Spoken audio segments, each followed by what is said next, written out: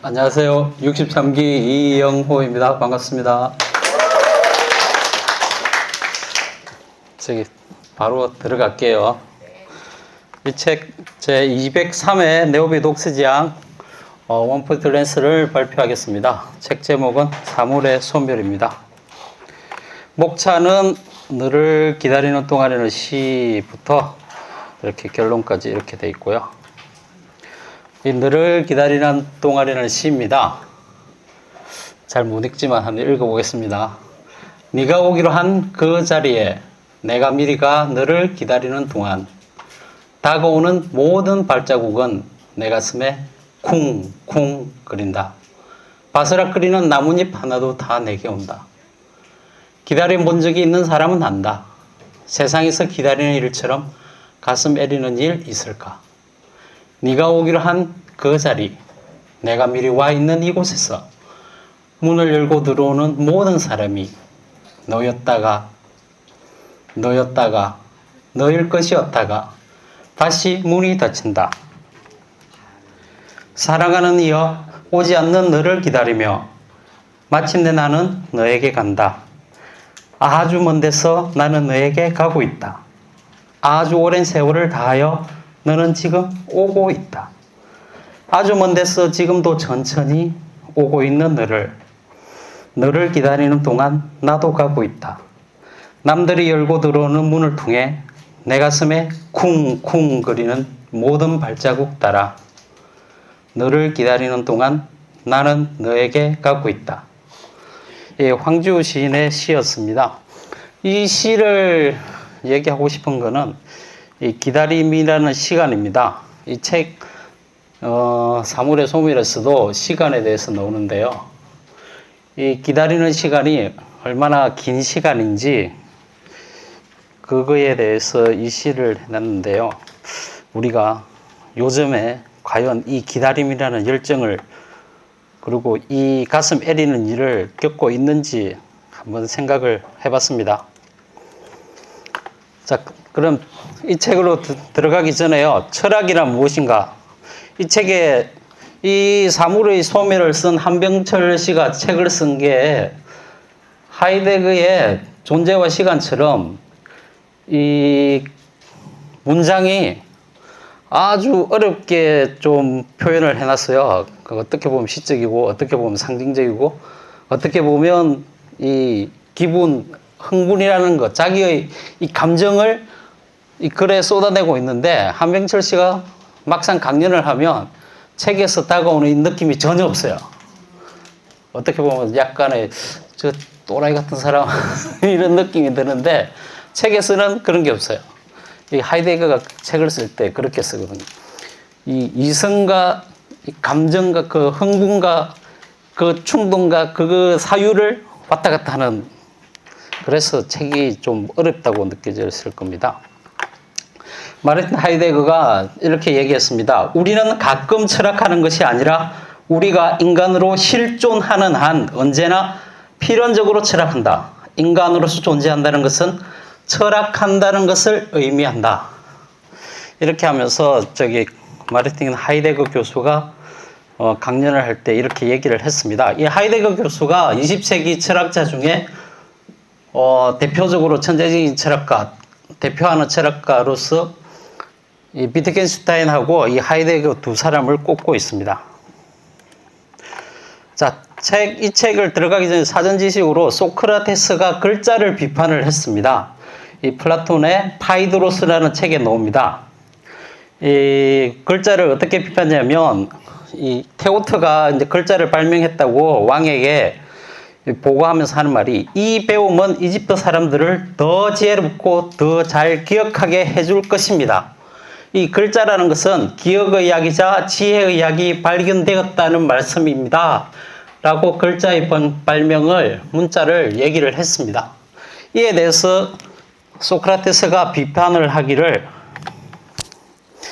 그들은 글쓰기에 대한 신뢰로 인해 외부로부터 남의 것인 표시에 의해 기억을 떠올리지 내부로부터 자신들에 의해 스스로 기억을 떠올리지 않기 때문이요. 사실은 기억이 아니라 기억 환기의 약을 그대가 발견한 것이요. 그대는 배우는 사람들에게 지혜로워 보이는 의견을 제공하지 진상을 제공하지 않소.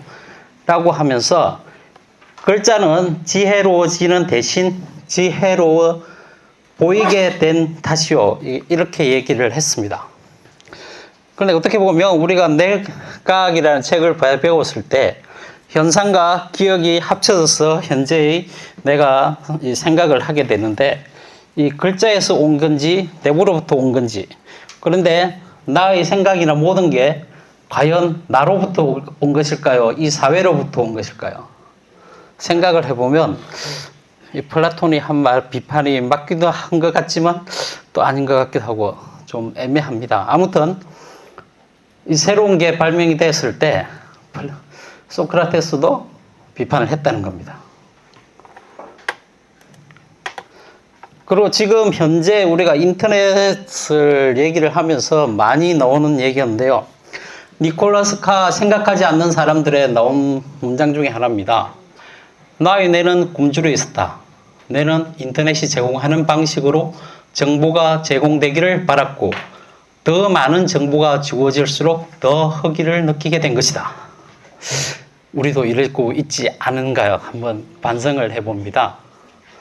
계속 정보, 좋은 거 인터넷 막 검색을 하고 있는데 막상 이 소크라테스가 글자를 비판한 것도 마찬가지로 사유가 정지될까봐 계속 다른 데서 주워올까봐 걱정을 한 거고 거기에 대해서 비판한 것처럼 이 대학 교수가 한 말인데요. 자기가 논문이나 이런 걸 하면서 자료를 수집하다가 이제 자료 수집강이 돼버린 거예요. 논문이라는 그 사유 자체는 없어져 버리고 그런 일이 있었습니다. 그리고 이 기술철학, 손하철 기술철학자가 미래와 만날 준비라는 책에서 더 나은 세상을 위한 기술철학의 제안들이라는 나오는 문장입니다. 기술의 무한한 가능성을 받아들이는 것은 우리가 과거보다 훨씬 더 불안정하고 불확실한 시대에 살게 되었음을 의미한다. 그러면서 무한한 상상력을 허용하는 것은 미래의 기술은 그 미래를 상상 불가능한 것으로 만들어버렸다. 이 기술 발전이 워낙 빠르다 보니까 그래서 더 철학이 필요하다고 강조를 하고 있습니다. 자, 우리가 사는 세상은 시뮬레이션 속인가? 이거는 최근에 몇 년 전에 화제가 됐죠. 테슬라의 일론 머스크가 시뮬레이션 세상이다. 지금 그렇게 얘기를 해가지고 그런데요. 그게 어떻게 보면 합리적인 이유가 있는 게 자, 우리가 감각이라는 것은 이 외부에 있는 빛, 소리, 이런 압력, 자극을 전기 에너지로 바꾸는 것입니다. 그리고 신경처리는 인체에서 자극을 제초로 받아들이는 감각 수용체라는 곳에서 이 전기 에너지로 바꿔가지고 뇌까지 전달되는 거예요. 이게 감각이거든요.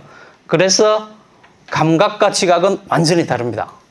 감각은 우리가 실제로 보고 듣고 하는 모든 게 감각인데 지각이란 전기신호가 뇌에 전달되고 뇌 안에서 처리되는 과정에서 발생합니다. 지각은 뇌에서 창조된 것이에요. 현실보다는 뇌에서 창조된 것입니다. 내가 어떤 사물을 본다고 할 때 지각이란 그 사물의 표상에 대한 뇌의 경험입니다.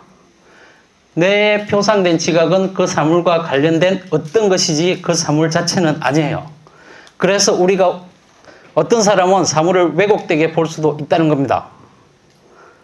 지각에서 처리할 때 그렇게 처리를 하기 때문에. 예를 들어서 바나나가 노란색인데 왜 노란색일까요? 자, 바나나가 빛을 받아서 반사한 파장은 575에서 590 나노미터예요.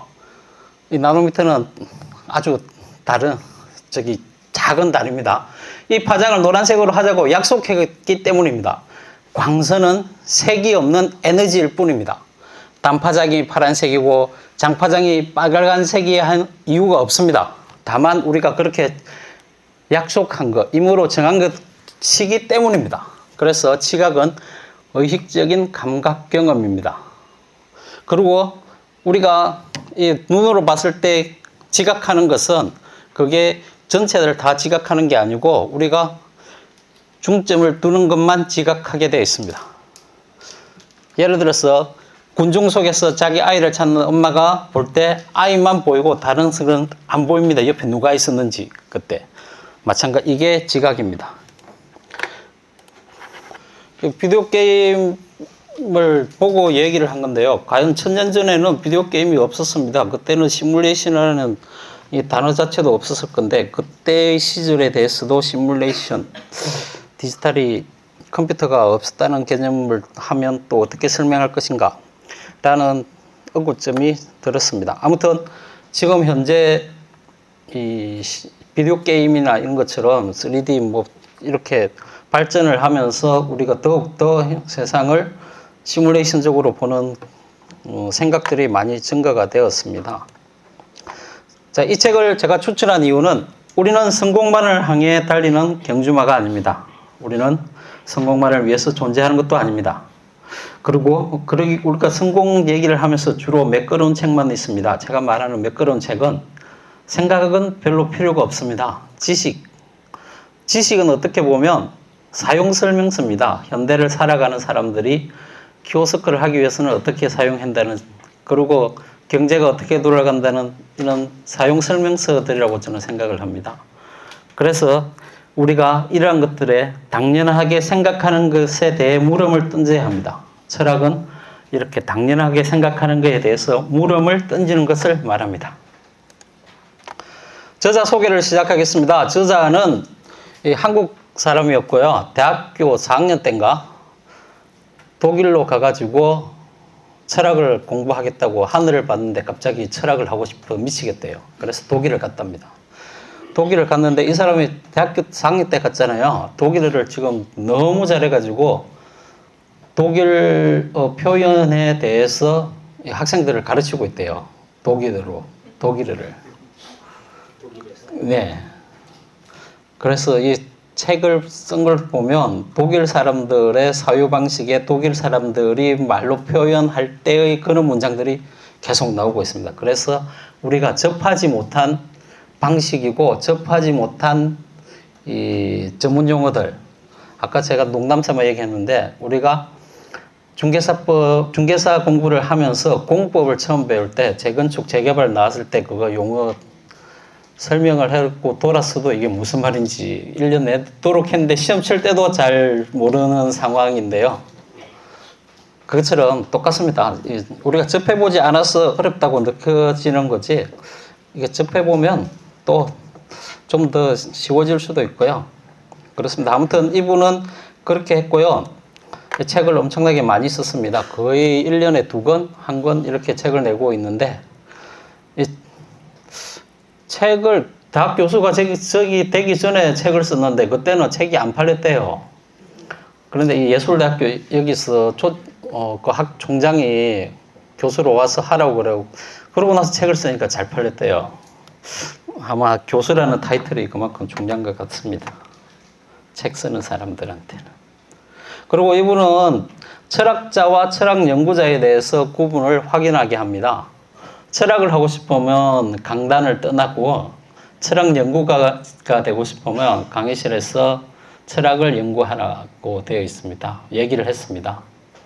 그래서 철학은 사유를 하는 것이고 연구자는 철학자에 대해서 말에 대해서 연구를 하는 사람들 그렇게 구분을 합니다. 자, 이 책 저는 서문하고 사물 반사물 이렇게 두 부분에 대해서 앞부분에 대해서만 설명을 하겠습니다. 사물들을 사라지게 만드는 것은 오히려 우리의 소통 도취와 정보 도취다. 정보 곧 반사물이 사물의 앞을 가로막고 사물을 완전히 빗바라게 한다. 우리는 폭력의 지배가 아니라 정보의 지배 아래 산다. 정보의 지배는 자유로 가장된다. 이분이 아마 해석하는데 어려워하실 것 같아서 말씀드리는데요. 반사물이 사물의 앞을 가로막고 사물을 완전히 빗바라게 한다. 그 예 중에 하나가요. 상상이 지금 안 되거든요. 얼마나 빨리 될지. 예. 그러면서 앞에 정보가 지배하는 사회. 여기 우리는 폭력의 지배가 아니라 정보의 지배 아래 산다. 정보의 지배는 자유로 가장된다. 이 부분이 이 규율 사회에서 동제사회라는 이 질 들레즈의 동제사회 비판이라는 책을 배국인 씨가 이제 번역해가지고 첨가해서 나오는 문장인데요. 나폴레옹이 주권 권력에서 규율 권력으로 전환점을 만든 것처럼 히틀러와 무솔리니는 규율 권력에서 동제 권력으로 변환을 주도했습니다. 모든 증거는 감옥이 더 이상 처벌에 적합하지 않고 공장이 더 이상 노동에 적합하지 않으며 학교가 더 이상 교육에 적합하지 않다는 것을 보여준다. 그래서 들레즈는 규율 시대는 끝났다고 선언하면서 제2차 세계대전 이후 포드주의에서 포스트 포디즘으로 전환과 더불어 동제사회로 이행이 이루어졌다고 본다. 이렇게 얘기를 했습니다. 이 규율사회에서 동제사회로 전환은 규율 사회에서는 감시와 처벌, 미셀 푸코가 한 말인데요. 그 파놉티콘 얘기가 나오면서 우리가 가장 기본적으로 우리가 이제 감옥에 안 가봤으니까 잘 모르고 학교라는 걸 보면 학교의 가장 중앙에 연단이 있고 운동장 전체를 다 볼 수 있습니다. 그게 감시하는 개념, 그런 개념이에요. 감옥도 똑같거든요. 그렇게 얘기를 하더라고요. 똑같다고. 아무튼 이 개념이 규율사회고 동제 권력은 지금 현재 사회 우리가 모두 자유롭다고 생각하지만 막 그럴까 생각하지만 자유롭지 않을 수도 있다는 겁니다. 그래서 포드주의에서 포스트 포디즘이라고 그러는데 이거는 포드가 T 자동차 만들면서 컨베이어 벨트 개념으로 분업을 하면서 생산성을 월등하게 올려서 경제가 엄청나게 활발하게 되었다는 그 개념에서 지금 나온 말입니다. 여기 매트릭스 장면에서 앞에 설명한 감각, 전기에너지 이 부분도 있고요. 영화를 처음 봤을 때는 이게 잘 몰랐는데 엄청나게 심오한 메시지라는 걸 알 수 있었을 겁니다. 이게 몇 년도에 나왔죠? 그렇게 오래 전에 나왔는데 지금 보면 맞는 것 같기도 하고 아닌 것 같기도 하고 아무튼 여기서 마지막에 한 말이 있습니다. 매트릭스가 뭔가 통제라고 그랬습니다. 그러면 아까 말했던 통제사회가 왜 통제사회인지 지금 현재에 대해서 얘기를 하면 첫 번째 규율사회라는 것은 아까 말한 감옥이나 군대, 학교입니다. 학번, 주민번호 등으로 번호로 전체 대중에서 특정인의 위치를 특정하고 개별하고 서명으로 정체성을 식별합니다. 학교에서 1번, 2번, 3번 이렇게 부른 거 그게 바로 규율사회라는 겁니다. 이 규율사회에서는 아날로그 숫자와 번호는 감금장치에서 개인이 탈출했는가 여부를 확인하는 수치입니다. 그게 출석 부르고 이렇게 하는 거고요. 통제사회는 규율사회와 달리 탈출이 아니라 잠입, 들어오는 것을 경계합니다. 통제사회에서는 암호라는 게 있습니다. 번호가 아니라. 암호는 명령하는 말이 아니라 통과의 말입니다. 통제사회의 코드는 아날로그가 아니라 디지털로 만들어진다. 암호는 접근 허용과 금지. 통제사회 코드, 그래서 이 통제사회는 규율사회보다 더 배타적입니다.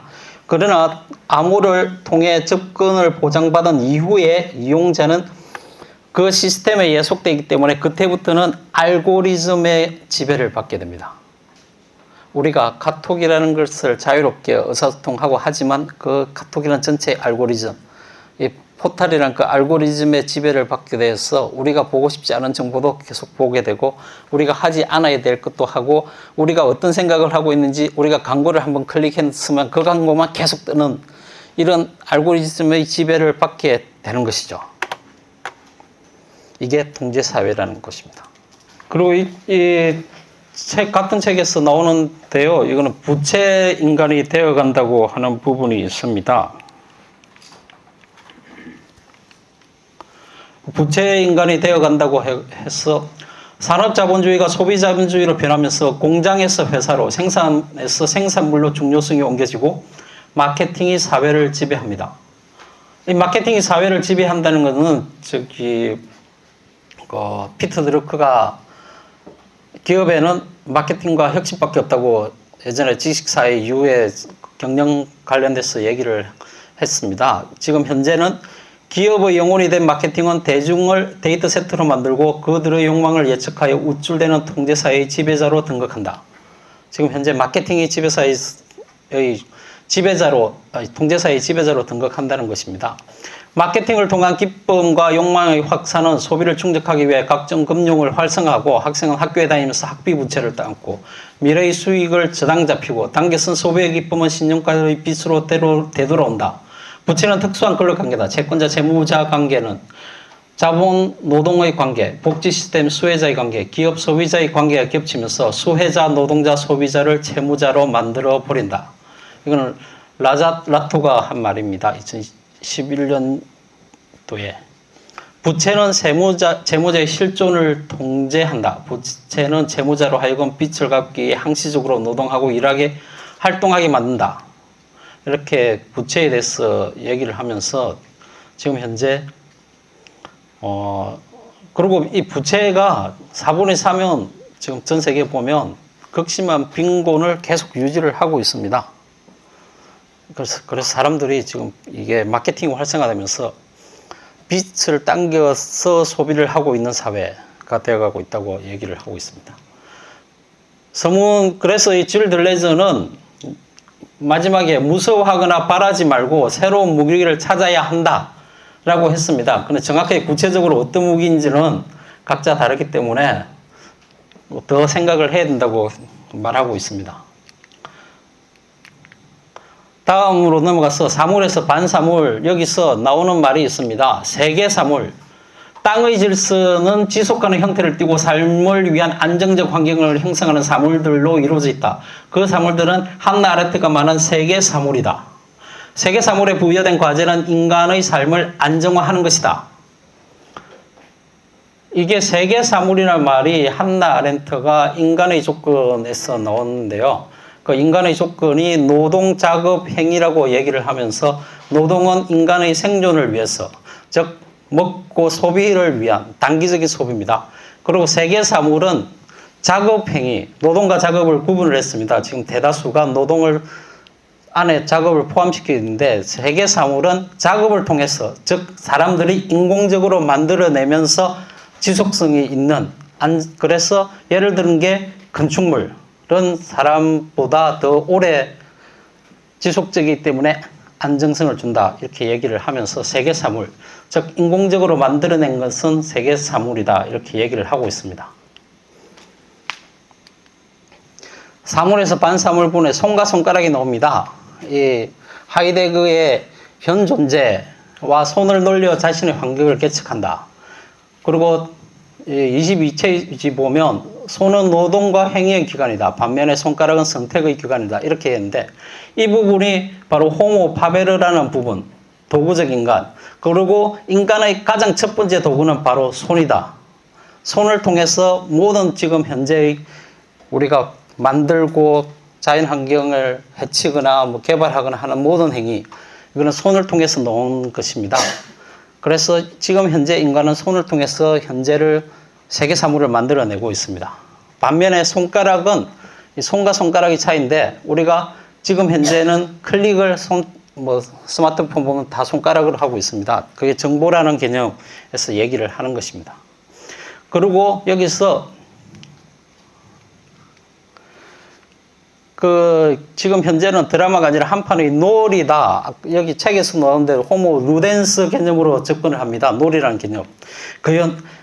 이게 뭐냐, 어떤 놀이냐면 아까 처음에 얘기할 때 우리는 정보에 굶주려 있습니다. 그래서 정보를 계속적으로 주면서 우리는 정보에 길들여진, 소위 말하는 한병철 교수는 가축이라 그랬습니다. 정보로 길들여진 가축이 바로 지금 현재의 인간이다 라고 얘기를 할 정도입니다. 그렇게 되면 제가 생각해 봤을 때 만약에 모든 사람들이 놀게 되면 어떻게 될까요? 시장이 소멸하는 사회가 오지 않을까요?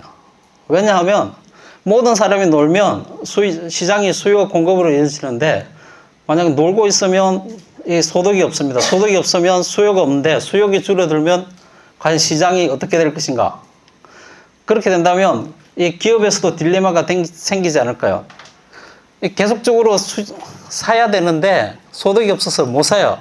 그래서 뭐 나오는 게 기본소득인지 이렇게 많은 얘기들을 합니다. 왜냐하면 계속 줘야 돼요. 먹이를 계속 구할 수 있게 하거나 먹이를 계속 주거나 아무튼 그래서 이 소득을 증가시켜야 되는 부분이 생겨나게 됩니다. 염려 부분이 있습니다. 이 스마트홈에서 현재는 염려다 이렇게 얘기했는데 이 스마트홈뿐만 아니라 스마트시티도 있습니다.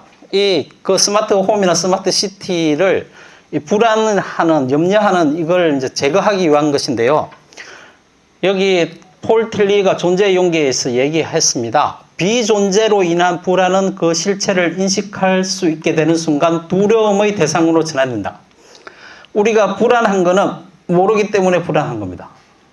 우리가 두려운 거는 그 대상을 이제 알게 됐기 때문에 두려워합니다. 그리고 여기서 성장한다는 것.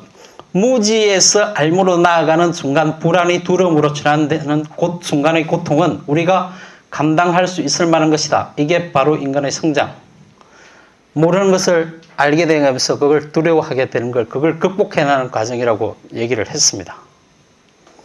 그런데 스마트홈이나 스마트시티는 그런 불안마저 완전히 없애버린다는 거죠. 왜? 가축이니까. 너는 내가 주는 것만 잘 먹으면 돼. 이게 통제사의 바로 자유라고 주면서 지배하는 것이. 이렇게 철학에서는 얘기를 하고 있습니다. 시간 집약전 실행에 대해서 여기 책에서 나오는 오늘날 우리는 정보를 쫓아 질주하지만 알매 도달하지 못한다. 우리는 모든 것을 알아두지만 깨달음에 이르지 못한다. 우리는 차를 타고 온갖 곳으로 달려가지만 단 하나의 경험도 하지 못한다. 우리는 끊임없이 소통하지만 공동체에 속하지 못한다. 우리는 엄청난 데이터를 저장하지만 기억을 되짚지는 않는다. 우리는 친구와 팔로워를 쌓아가지만 타자와 마주치지 않는다. 그리하여 정보는 존속과 지속이 없는 삶고를 발전시킨다. 그렇습니다. 아까 앞에 나온 시를 이 시간 지엽적 행위하고 더불어서 우리는 기다림이 없는 무조건 빨리 뭔가를 캐치해야 된다는 것. 삶의 여유는 아마 기다림에서 오지 않을까 생각을 합니다. 이 책 속의 한 문장인데요. 어린 왕자 여우의 말 중요하게 하기라는 것은 네가 너의 장미에게 좋은 시간이 너의 장미를 그토록 중요하게 만드는 거야. 사람들은 이 진실을 잊어버리지. 그렇습니다. 우리가 누구에게 준 시간, 예를 들어서 우리가 사랑하는 사람들한테 준 시간, 그 시간은 물리적인 시간도 있지만 생각하고 상상하고 하는 시간, 우리가 아이들에게 준 시간, 그래서 우리가 집에서 기다리는 펫한테 준 시간과 이웃한테 준 시간, 전 세계 인류에게 준 시간이 다릅니다. 그래서 더 중요한 것은 오히려 펫이 될 수가 있는 겁니다. 결론입니다. 이 책에서도 그랬는데 오늘날 우리는 타자를 위한 시간이 없다. 자기의 시간으로서의 시간은 우리로 하여금 타자를 못 보게 만든다. 오로지 타자의 시간만이 강한 결속을, 우정을 바로 공동체를 만들어낸다. 타자의 시간은 선한 시간이다. 109페이지에 나오는 말입니다. 우리는 자기 생각, 정보는 자기 생각이나 자기 만족, 흥분인데요. 타자를 위한 생각. 그래서 우리 독서지향에 계시는 분들은 옆에 누가 뭐 있으면 생각하고 칭찬하고 해주는 게 아주 좋은 겁니다. 그래서 우리는 통제가 아니라 보다 더 사랑하고 보다 더 연대하고, 연대는 다 같이 책임을 진다는 겁니다. 누구한테 책임을 미루는 것이 아니라 보다 더 공감하고, 그리고 우리의 이 공동체를 아끼고 사랑해야 합니다. 저희 결론은 이거였습니다. 이상입니다. 감사합니다.